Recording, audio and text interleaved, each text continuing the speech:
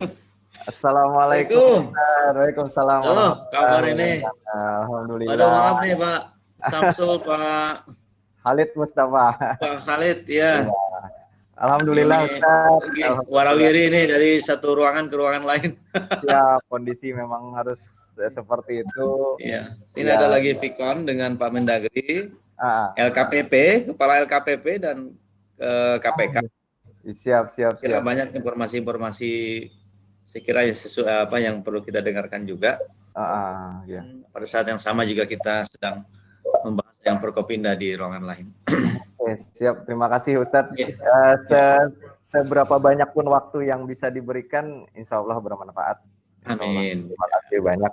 Jadi ini juga buat Pak Khalid juga perlu di ini. Alhamdulillah nih Pak Ustadz Abdul. Nah ini beliau ini dari zaman mahasiswa ini sudah aktivis ini, udah aktivis. Alhamdulillah saya pernah merasakan masakan beliau. Jadi masakan apa itu? Waktu kita di CRDS di Simpang SMP 7. Iya. Karena beliau di spesialis memasak gitu.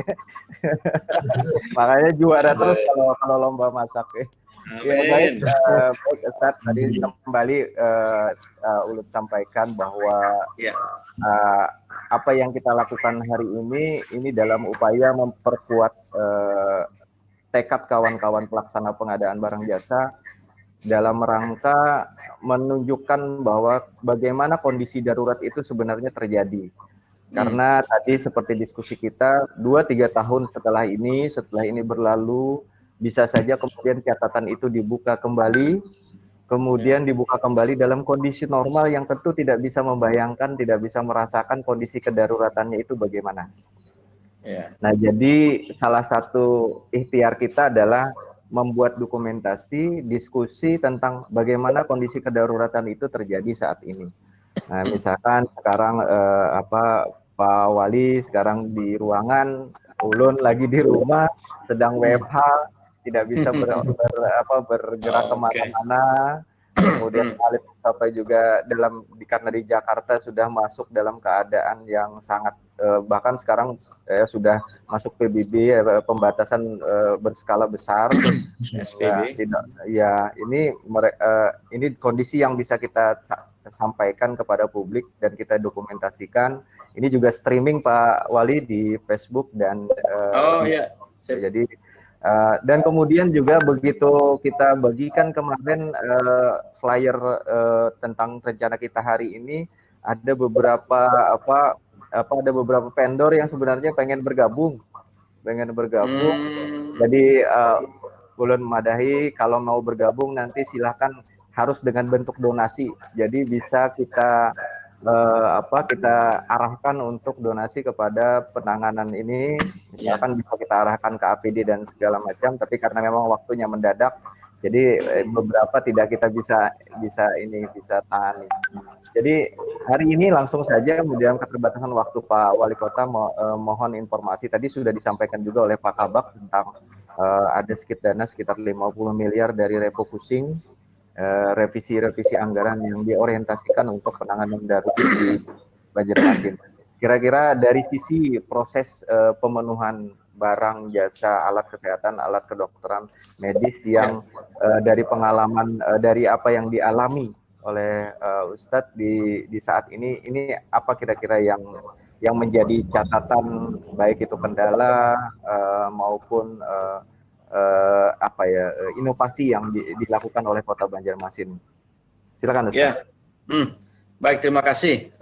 Tadi sepertinya Pak Yuliansa sudah menyampaikan juga terkait dengan proses pengadaan di Kota Banjarmasin. Tepat sekali kalau hari ini kita sharing ya, karena kita semua saat ini berada pada situasi darurat, dari siaga darurat menjadi tanggap darurat, dan itu kadang-kadang kayak kemarin saja penetapan sudah kita lakukan, tetapi surat menyurat dan lain sebagainya itu belum. Kemudian keluar lagi aturan bahwa pergeseran, refocusing dan juga realokasi itu dibahas sama 1 hari saja, kemudian selesai.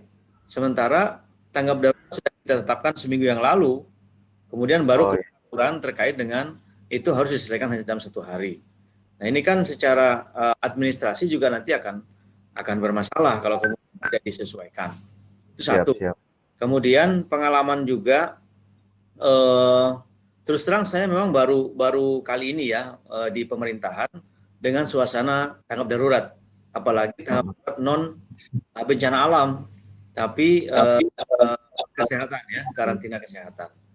Nah di sisi yang lain memang kita tidak siap, apalagi misalnya prosedur pemenuhan anggaran itu apakah dari anggaran tidak terduga atau boleh pergeseran, sementara berkali setiap kita mengalokasikan anggaran tidak terduga, misalnya 1 miliar, 2 miliar, 3 miliar tidak pernah terpakai. Lalu kemudian kita akhirnya hanya menetapkan tahun ini misalnya 1 miliar, tapi faktanya ya 1 miliar bisa apa untuk menangani beli masker saja misalnya dalam suasana begini menjadi ya. Betul. Jadi Pak Khalid mungkin di Jakarta saat ini ya? Iya Pak.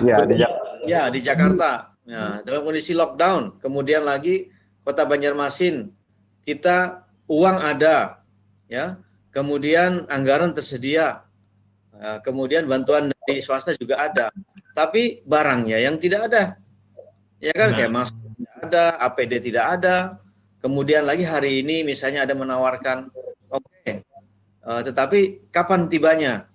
Tibanya seminggu lagi. Ketika sudah seminggu, ternyata situasi juga tidak menguntungkan, seminggu belum datang juga barangnya.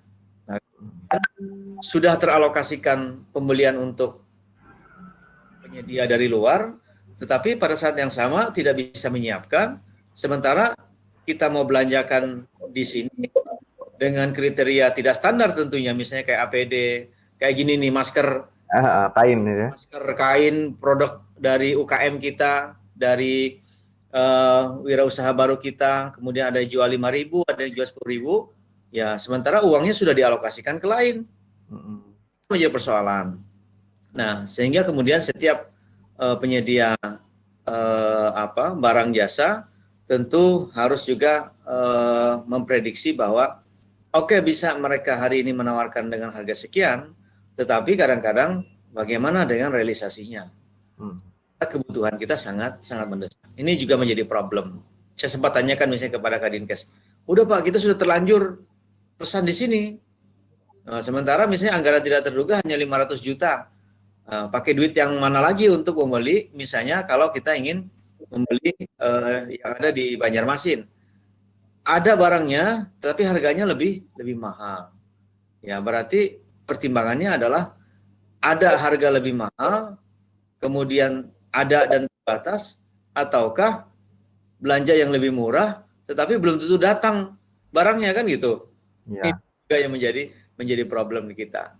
Nah itu, kemudian kalau secara aturan saya kira Pak Inspektur dari Afif kita, kemudian juga kemarin kami sebetulnya takut betul Pak. Takut betul ketika pengadaan ini kemudian berdampak di masa-masa yang akan datang. Tidak jarang dan sudah sering ya dalam suasana bencana seperti ini, kemudian bencana selesai tetapi bencana bagi pribadi menghadap di hadapan kita. Kan tidak elok gitu kan. Iya, betul. Habis-habisan ya. Kemudian curah keringat dan juga pikiran, tetapi kemudian di kemudian hari menjadi bermasalah. Bencana Aceh misalnya itu kan banyak korbannya juga itu. Siap. Bencana tsunami-nya dan juga korban pengadaannya. Ini harus dipayungi lah gitu ya, kasihan juga nanti teman-teman. Ini yang penting untuk diinikan, sehingga kemudian hari ini harga APD misalnya 100.000, tapi dengan jenis yang sama, besok karena sudah terbatas barangnya, harganya bisa 2 kali lipat, 3 kali lipat. Nah ini menjadi problem ya. Saya kira perlu diantisipasi secara aturan. Intinya adalah dalam kondisi darurat tentu berbeda dengan kondisi normal. Ya, kondisi normal kita pasti akan ikuti aturan-aturan itu. Nah oleh karena itu disinilah para pendekar-pendekar pengadaan ini seperti Samsul ini ya untuk kemudian memberikan perlindungan kepada kawan-kawan semua.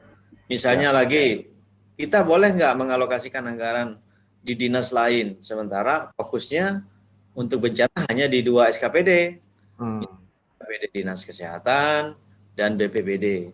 Begitu misalnya kita alokasikan kedua instansi ini saja, kemudian kebutuhan di instansi lain juga ada. Apa itu boleh?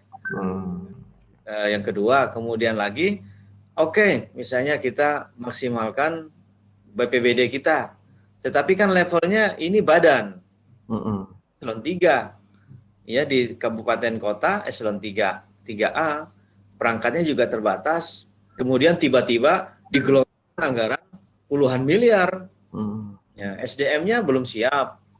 Nah, sementara ini harus segera dibelanjakan. Nah, ini yang kadang administrasi lah terbengkalai, ya kan. Kemudian biasa mereka hanya mengelola dana mungkin 2-3 miliar, ini tiba-tiba mengelola dana yang puluhan miliar begitu. Nah, ini juga menjadi persoalan di kita. Jadi, mohon maaf saya agak confuse antara penganggaran dengan penyediaan jasa ya. Tapi itu menjadi satu kesatuan yang saya kira tidak bisa dipisahkan. Karena kalau kita misalnya pengen yang piawai semua, ya sudah, serahkan aja di Dinas Kesehatan, di Dinas PUPR, yang memang SDM-nya memadai. Tapi kemudian secara aturan boleh tidak, kan gitu. Tapi kemudian di BPBD SDM-nya juga terbatas. Gitu. Nah, ini yang saya kira perlu didampingi terus. Kemarin pada saat rapat pertama juga saya minta, kebetulan Afif ada, kemudian dari aparat hukum juga ada, kejaksaan, kemudian kepolisian juga hadir. Tolong dampingi kami Nina, tolong dampingi supaya benar. Kalau misalnya ada aturannya tolong sampaikan. Tapi kalau misalnya nanti misalnya ada kelonggaran-kelonggaran, ya dalam proses nanti auditnya juga harusnya mengikuti itu. Itu saya kira yang paling pokok ya dari problem di lapangan ini terkait dengan pengadaan barang jasa.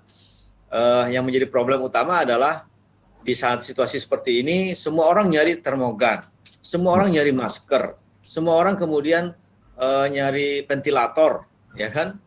Kebutuhannya banyak, sementara barangnya sedikit, harga jadi naik dan sebagainya gitu. Itu di antara hal yang saya kira perlu kita sharingkan dalam kesempatan ini, dan mudah-mudahan ini juga bisa mendapatkan solusi. Kalau aturan-aturan banyak sekali aturan, banyak sudah aturan, bingung kadang-kadang kita. Ya, tapi dari KPP ada, dari KPK ada, ya, dari Mendagri ada, dari Menkeu ada, kan gitu. Tinggal nanti. Iya. Saya kira itu Pak Khalid, Pak Samsul. Siap. Dan teman-teman. Iya, baik. Iya, memang Ustadz. Jadi memang kondisinya saya sampai hari kemarin itu mencatat sekitar 29 SE. 29 SE. Terkait dengan penanggulangan ini. Jadi saya nggak tahu hari ini akan ada SE apa lagi. Jadi memang ini bagian yang jadi buat kawan-kawan yang hadir hari ini sekitar ada 70 orang yang bersedia memasuki room, kemudian yang terdaftar hari ini sudah 126 sampai saat ini, kemudian di Facebook sudah mulai merangkak juga naik ya. Mudah-mudahan kawan-kawan yang di Kota Banjarmasin, Kota Banjarbaru, Kabupaten Banjar dan sekitarnya juga menyaksikan ini. Paling tidak kita bisa langsung mendengar cerita langsung dari mungkin Ustadz baru pertama kali mengalami ini, apalagi baru pertama kali juga terlibat di birokrasi yang biasanya harus cepat, kita ada uang, ada barang, tapi sekarang ternyata barangnya saja ini ada, tapi entah bagaimana caranya mendapatkan ini juga. Dan tadi real betul di lapangan. Jadi memang, nah inilah Ustadz tujuan kami juga alhamdulillah seperti yang belum pernah informasikan, kita baru dapat 7 orang nih Ustadz dari seluruh Indonesia, pakar pengadaan yang mau bergabung di tim advokasi pelaku pengadaan pasca darurat. Jadi memang komitmennya dari sekarang ini saja sudah ada beberapa kabupaten kota yang meminta untuk didampingi. Tadi malam Pak Halid dengan Pak Rahman Mukoginta dengan pemerintah Kota Makassar memperkuat lagi keyakinan Apip untuk dalam rangka mengaudit nanti di pos auditnya seperti apa yang akan dilakukan. Artinya jangan sampai ketakutan-ketakutan yang disampaikan tadi oleh Pak Wali Kota, Pak Ustadz, ini Ustadz saja sampai bilang kita saja takut deh, jangan sampai nanti setelah bencana justru masih ada bencana pribadi-pribadi yang mempertanggungjawabkan ini. Jadi alhamdulillah kemarin juga dengan Pak Wali Kota Bengkulu, Wali Kota Gorontalo, kita juga secara online memperkuat ini, karena yang jadi masalah sekarang ini sudah tadi digambarkan oleh Pak Ustadz bahwa uang ada, anggaran ada, tetapi begitu kita belanja barangnya yang tidak ada. Ya, dan ini rebutannya bukan cuma rebutan antar kota, antar provinsi, tapi sudah rebutan antar negara. Jadi kalau ini tidak dimaklumi secara kondisional kedaruratan sebagaimana amanat Undang-Undang 24 tahun 2007 dan PP 21 tahun 2008 tentang penanggulangan bencana. Nah, ini kita tidak bisa menyuruh kawan-kawan di lapangan untuk bergerak cepat. Sementara 1 detik saja, 1 menit saja ada nyawa yang tersandra karena saya kemarin teman saya Pak Dr. Wahyu di Bekasi, Pak Ustadz, beliau meninggal karena ya salah satunya beliau bukan dokter paru, bukan dokter yang terkait dengan ini, tapi karena memang memiliki APD yang terbatas, tidak ada suplai APD yang ini, beliau pakai jas hujan dan saya kemarin dikirimin foto menggunakan sendal jepit sebelum mendiang meninggal. Itu luar biasa sekali dan kita banyak kehilangan para medis. Nah, ini juga bagian concern yang kita ceritakan di sini hari ini. Mudah-mudahan ini nanti bisa dilihat 1 tahun 2 tahun ke belakang ketika nanti kawan-kawan mempertanggungjawabkan proses pengadaan. Jadi ini bagian dari advokasi juga, Ustadz. Jadi cerita Pak Wali di sini tadi Ulun ada mencatat salah satu hal yang paling banyak ditanyakan juga tentang pengalokasian, ini khususnya pengalokasian anggaran yang Ustadz ceritakan tadi. Jadi sedikit gambaran aja Ustadz, ini juga dalam rangka nanti bahan kami pendampingan advokasi. Memang dari sisi regulasi kita itu memang ada definisi penyebutan yang berbeda. Misalkan ada penyebutannya keadaan darurat, ada penyebutannya keadaan darurat bencana. Ini di wilayah penanggulangan bencana saja nih, belum lagi di wilayah aturan kesehatan yang Pak Ustadz bilang tadi ada pembatasan berskala besar dan segala macam. Nah, ini di keadaan darurat dan keadaan darurat bencana nih ada 2 nomenklatur yang berbeda. Kemudian muncul lagi di Perpres 17 keadaan tertentu. Nah, ini dalam ruang lingkup pembahasan yang sama tapi terdapat nomenklatur yang berbeda. Nah, ini yang maksud kita ini harus dimaklumi ketika di lapangan terjadi misalnya seperti Ustadz bilang tadi, apakah boleh instansi perangkat daerah non fungsional pengelola bencana, misalkan kemarin ada sekretariat daerah Pak Ustadz itu yang dibebani untuk refocusing revisi anggaran kemudian dialihkan kepada pembelian masker. Sementara ini sekretariat daerah, bahkan kemarin itu badan pengadaan barang jasanya yang mengelola pembelian masker nilainya sekitar 5 miliar Pak Ustadz. Jadi hasil dari refocusing diarahkan ke badan pengadaan barang jasa untuk beli masker. Nah, pertanyaannya kan di dalam regulasi yang disampaikan di Inpres, kemudian di Permendagri 20 tahun 2020 itu amanatnya adalah perangkat daerah yang secara fungsional melaksanakan penanggulangan.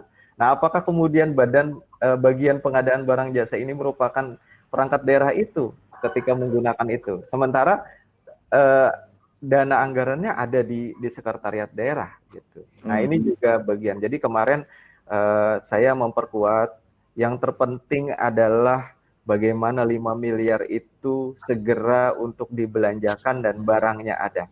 Tentang secara administratif, catat betul pertanyaan-pertanyaan ini, keraguan-keraguan ini dalam catatan yang terdokumentasi dengan baik. Koordinasikan dengan gugus tugas sepakati bersama bahwa pembelian masker ini adalah bagian dari penanggulangan bencana. Itu saja dulu. Nah, ini selama catatan-catatan riwayat-riwayat ini terdokumentasikan dengan baik, apalagi ini juga berkah, salah satu berkah lah, apa yang kita dari bencana juga kita mengambil berkah. Salah satu berkah dari corona ini adalah kita mempercayai dokumentasi-dokumentasi digital yang dulu sangat tidak kita percaya. Ini sekarang kita dipaksa untuk percaya dokumentasi-dokumentasi digital itu adalah bagian dari proses. Nah, ini juga pelajaran berharga buat kita. Jadi saya terus terang kemarin menyatakan kepada kawan di bagian di sekretariat tersebut, laksanakan pembelian masker itu segera karena memang ini bagian dari kebutuhan. Simpan betul-betul, dokumentasikan betul-betul seluruh catatan-catatan, WA, SMS, video call, video conference, kemudian rangkum dalam sebuah berita acara riwayat notulensi, kemudian simpan rapi. Nanti ini kita harus bertahan sampai 5 tahun, 10 tahun ke belakang. Nah, jadi apabila ini yang kita lakukan ini salah secara administratif, selama 5 miliar masker itu ada tersalurkan dengan baik, tidak ada tidak ada feedback, tidak ada pendapatan pribadi dari sana, suap dan segala macam. Yakinkan ini untuk keselamatan masyarakat banyak. Nah, ini juga bagian. Kemudian ini juga sekedar informasi juga untuk Pak Ustadz tadi untuk menjawab pertanyaan, bagaimana kalau harganya mahal sampai 20 kali lipat. Saya mengalihkan 20 kali lipat, Ustadz. 20 kali lipat. Karena kebetulan kemarin baru mendampingi salah satu kawan di rumah sakit yang membeli APD medical grade. Beliau jadi di rumah sakit itu tersisa hanya 2 set, Ustadz. 2 set yang medical grade, bukan yang non medical grade. Kalau non medical grade kan untuk yang ring 2. Kalau ring 1 ini yang langsung berhubungan dengan pasien di ruang isolasi dan seterusnya, ini perlu sekali yang medical grade. Nah, harganya sudah naik 20 kali lipat, Ustaz, 1 unit. Jadi kalau biasanya dapat itu yang non coverall itu sekitar 250.000 sampai 500.000, itu ada yang jual 2,5 juta. Oh. Itu barangnya ada dan bisa langsung diambil, tapi 2,5 juta. Nah, ini bagian saya bilang kalau memang yang diperlukan, ya mereka para medis mereka itu ada sekitar 10 orang yang yang langsung berhubungan. Itu saya bilang 10 beli saja, uangnya ada, tapi harganya mahal sekali. Dokumentasikan karena memang tidak ada pilihan lagi, karena kita tinggal 2 set. Kalau menunggu sampai yang seperti Pak Ustadz bilang tadi, ada barangnya di luar daerah tapi nunggu 7 hari. Yang di dalam daerah barangnya mahal. Nah, karena kita perlunya ini 2 set, kalau dipakai untuk 10 orang, 2 set ini cuma buat untuk 2 orang. Jadi saya bilang beli saja, riwayatkan betul-betul. Bahkan saya bilang komunikasi kita ini tolong diriwayatkan. Bapak capture, Bapak simpan, kirim di email. Ini. Jadi nanti suatu saat ke belakang kalau ada ini, saya pun bersedia untuk menyatakan bahwa ini pendapat saya. Walaupun yang namanya pendapat tidak berisiko hukum, tapi saya bilang saya bersedia untuk dimintai pertanggungjawaban tentang pilihan ini. Karena kondisinya memang seperti itu. Nah, saya yakin karena saya tidak mendapatkan apa-apa juga. Ini karena itu saya yakin. Jadi ini bagian-bagian Jadi bagian dari ikhtiar kita karena memang kondisinya seperti itu. Saya juga baru kemarin berdiskusi dengan pakar hukum, akademi hukum, Pak Dr. Riko. Beliau mengutip mungkin Ustadz bisa mengklarifikasi ini apakah betul atau tidak. Ini beliau mengutip salah satu fikih katanya bahwa pada saat kondisi ini yang kita utamakan adalah bagaimana memperkecil kemudaratan, bukan mencari kemaslahatan yang sebesar-besarnya atau semaksimal mungkin. Jadi apapun yang bisa kita lakukan pada saat kondisi darurat itu bagaimana semaksimal mungkin mencegah kemudaratan. Kalau kita mencari kemaslahatan yang paling besar susah gitu dalam kondisi ini. Nah, ini bagian juga beliau menjelaskan asas proporsionalitas. Nah, ini saya ulun sampaikan pada saat ini juga bagian untuk memperkuat kawan-kawan atau staf-staf Pak Ustadz yang sekarang lagi kebingungan. Misalkan ada yang ini masih ada yang bertanya, Ustadz, apakah ini termasuk BTT, belanja tidak terduga, apakah ini bukan termasuk BTT? Saya bilang, selama dana itu untuk penanggulangan bencana, kotak BTT, kotak refocusing, kotak ini cukup dicatat saja. Nah, soal nanti itu apakah benar ini BTT, apakah ini benar sudah refocusing dan segala macam, itu nanti kita rapikan belakangan selama proses pembelanjaannya, barangnya terdokumentasi dengan baik. Karena aset akuntabilitasnya ada di situ. Nah, ini juga bagian Ustadz. Mudah-mudahan ini bisa memperkuat kawan-kawan semua, termasuk juga kawan-kawan APIP, kawan-kawan auditor tadi juga. Mitigasinya sudah disampaikan oleh Ustadz bahwa dalam tahap awal identifikasi Kota Banjarmasin sudah mengajak kawan-kawan APH, di kejaksaan, kemudian juga kepolisian bahkan. Ya, kita minta dampingi terus itu. Ya, nah ini juga bagian. Mudah-mudahan diperkuat bersama, alhamdulillah, untuk kita bisa melewati bencana ini dengan penuh hikmah, penuh kemanfaatan. Ya. Amin. Silakan Ustadz, kalau misalkan saya ini masih bisa stay kan Pak Ustadz ya? Tidak. Ya, sebentar lagi 5 menit lagi. Ya. Ini juga pengen juga gambaran Pak Ustadz, saya tadi ada yang cukup krusial juga ditanyakan. Apakah kira-kira sampai saat ini teman-teman yang mengeksekusi di lapangan, kira-kira yang paling banyak dikeluhkan teman-teman di lapangan, PPK Dinkes, PPK rumah sakit, PPK BPBD, yang tadi juga gambarannya BPBD eselon 3 disuruh mengeksekusi yang sedemikian besar. Selain itu, apa kira-kira yang Ustadz, yang nanti mungkin bisa jadi bahan buat kami di tim untuk mempelajari dan memberikan penguatan? Silahkan Ustaz. Iya, saya kira yang paling pokok tadi yang saya sampaikan tadi ya. Kemudian dinamika di lapangan itu tentu pasti berbeda-beda tiap daerah. Apalagi ya ini hadir banyak ya dari daerah-daerah lain, kita juga bisa sharing sebetulnya bagaimana di daerah lain, termasuk juga untuk pengadaan yang sifatnya emergensi, seperti alat APD ya, APD itu dulu yang paling utama karena jelas senjata di mana di lini terdepan, garda terdepan untuk penanganan ini ada di puskesmas, ada di medis, jangan sampai kemudian mereka bergelimpangan karena faktor ketiadaan APD yang memadai, sehingga kemudian ini kan dalam proses wabah itu di dalam teori epidemiologi pasti ada proses yang eksponensial.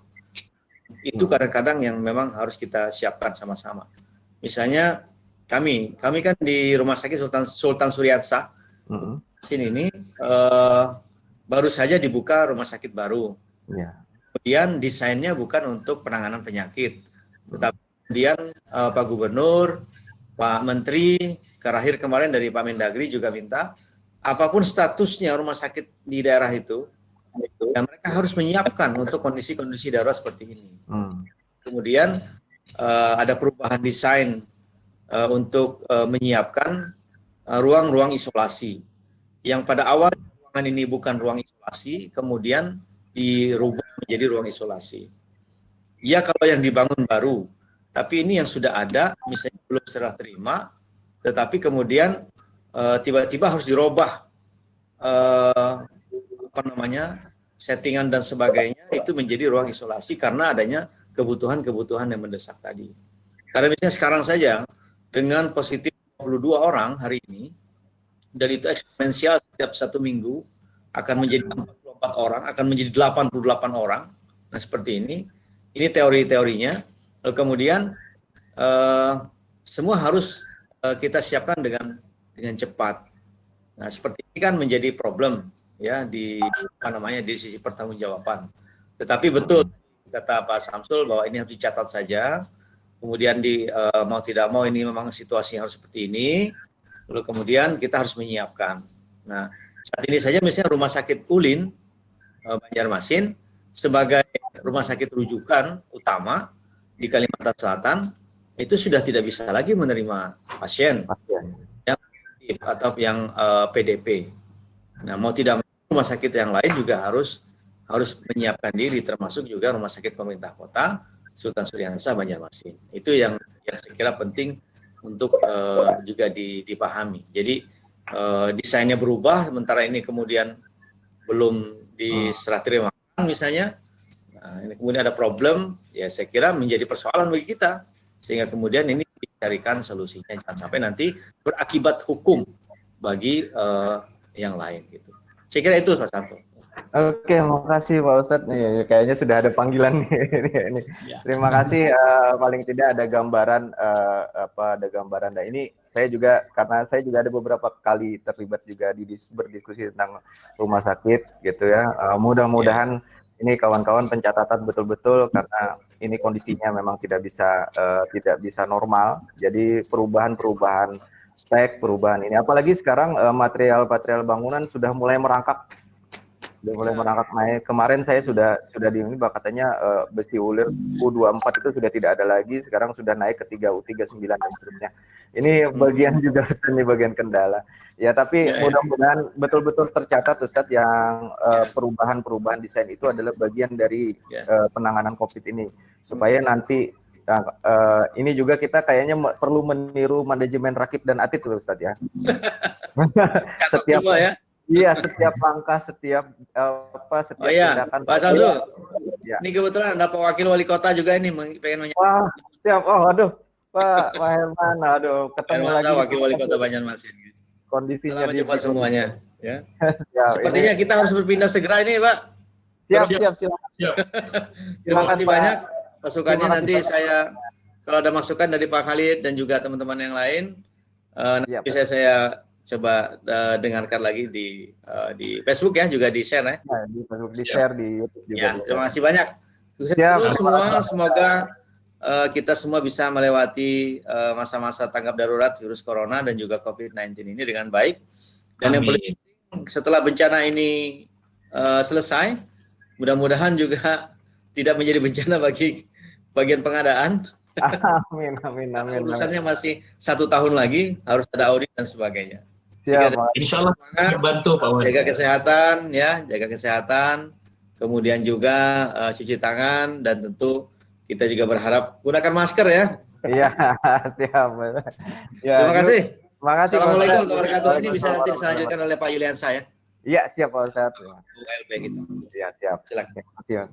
Jadi kalau ini sudah memang merupakan belanja refocusing yang semuanya, baik refocusing, revisi anggaran, realokasi, kemudian yang lainnya, kalau sudah menjadi satu kesatuan dari program penanggulangan bencana, ini kalimatnya bukan penunjukan langsung Pak Jilan saya. Oh iya. Tapi disebut dengan pengadaan khusus. Pengadaan khusus ya Pak ya?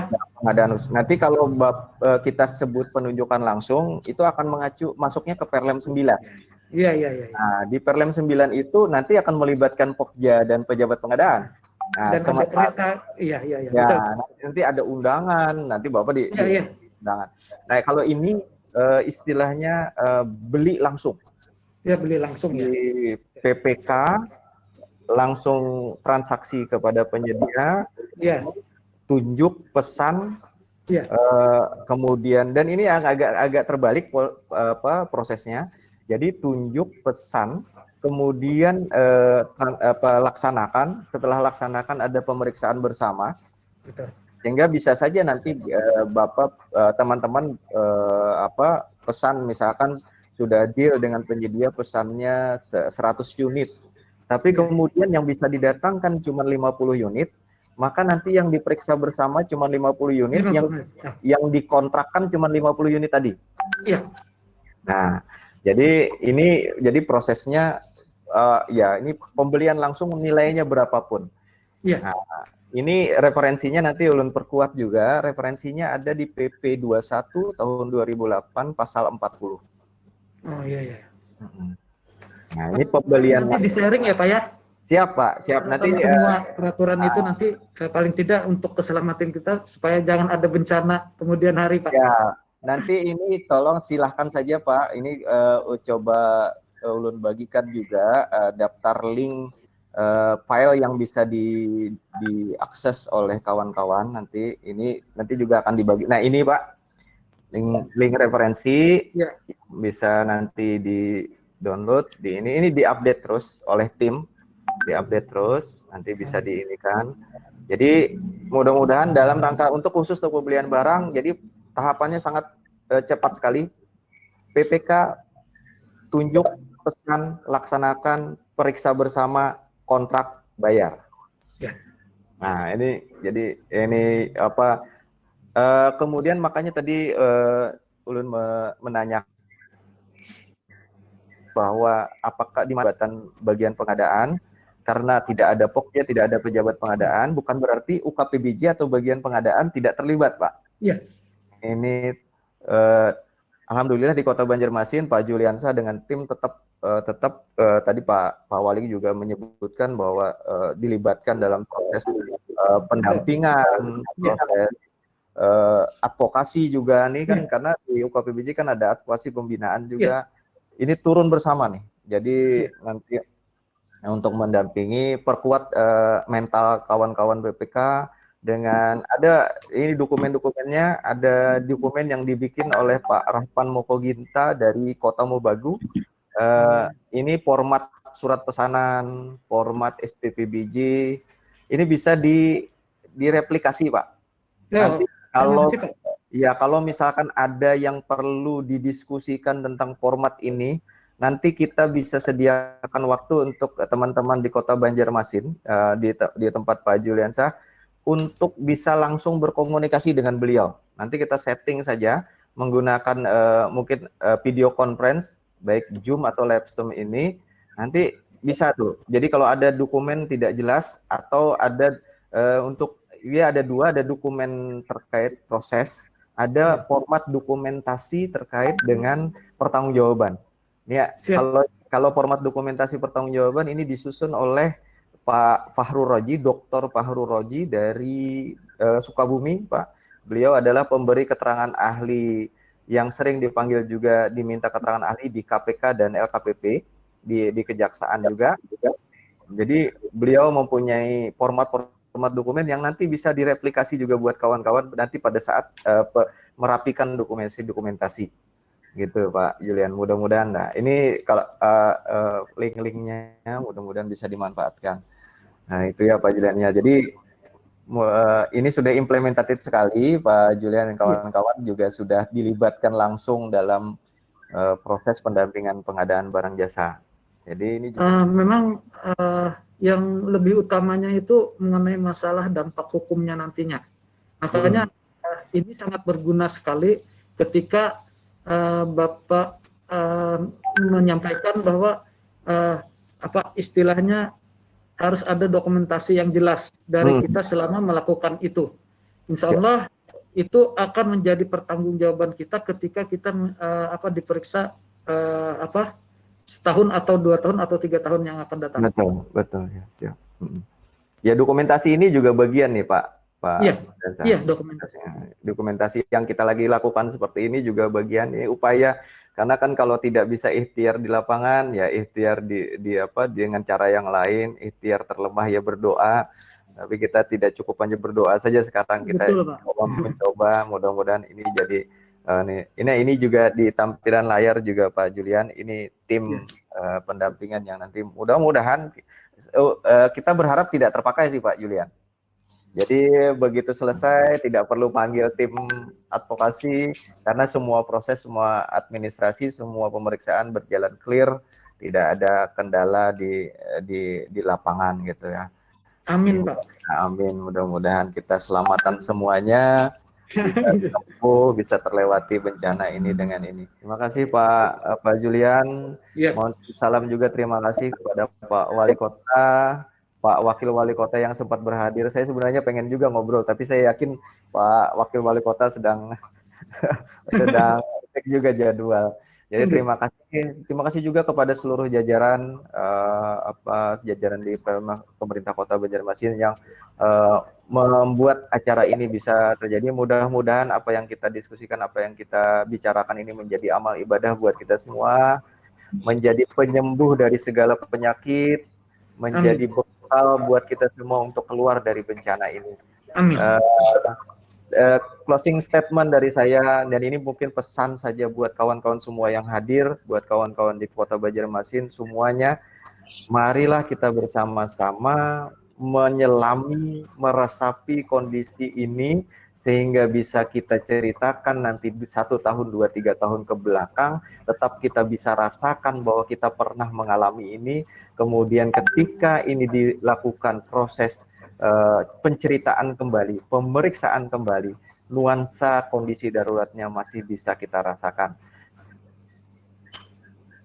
Sehingga apapun saja kesilapan-kesilapan administratif yang terjadi pada saat ini tidak langsung tidak percayai sebagai proses yang sebenarnya. Mari kita tingkatkan kepercayaan kita kepada kebaikan kita bersama. Kita yakin bahwa kita bisa berbuat baik sama-sama. Mungkin itu ya Pak Julian. Pak Halid Mustafa, ada yang perlu disampaikan mungkin? Cukup ya? Cukup Pak Sam. Oke, siap. Terima kasih sekali lagi kepada pemerintah Kota Banjarmasin dan seluruh jajaran. Mudah-mudahan kita bisa melewati ini semua. Terima kasih buat kawan-kawan yang hadir. Sekarang sudah lebih dari 73 orang yang hadir memasuki room. Kemudian ada 141 yang terregister di sistem. Dan ada di Facebook, saya belum bisa di Facebook di streaming, nanti juga akan kita masukkan ke dalam YouTube. Terima kasih atas segala perhatiannya. Saya akhiri acara ini dengan mengucapkan alhamdulillahirabbil alamin, puji syukur kepada Tuhan Yang Maha Esa dengan seluruh hajatan doa agar ini bisa kita lewati semua. Wassalamualaikum warahmatullahi wabarakatuh. Selamat pagi, salam pengantar.